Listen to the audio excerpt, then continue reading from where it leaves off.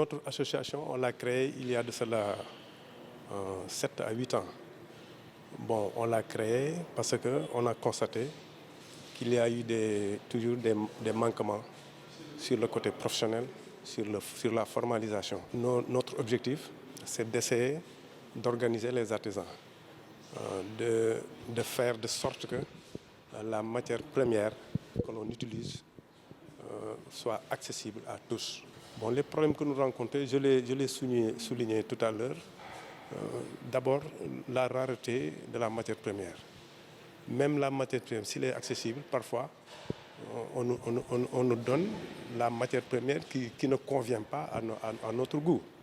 Parce que d'abord, pour la cuire, parfois il est exporté en Europe. Et les Européens, ils utilisent le produit et les résidus, ils ne les envoient.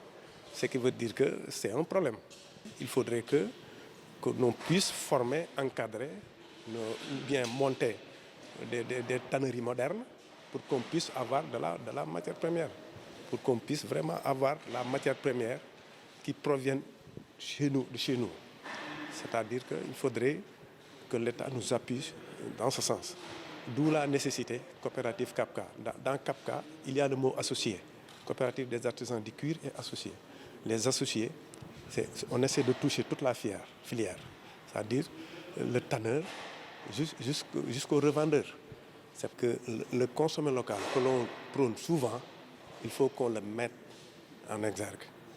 C'est-à-dire pour qu'on sente vraiment le consommé local, il faudrait, supposons dans les 14 régions du Sénégal, qu'on ait nos produits là-bas. Et c'est possible. Parce qu'il n'est plus question qu'un acheteur vienne de Ziguinchor faire des kilomètres pour venir à Mékhé et aller revendre. Alors que pour avoir le produit, il faut aller dans les marchés de Ziguinchor. On est une succursale partout pour qu'on puisse se procurer du produit.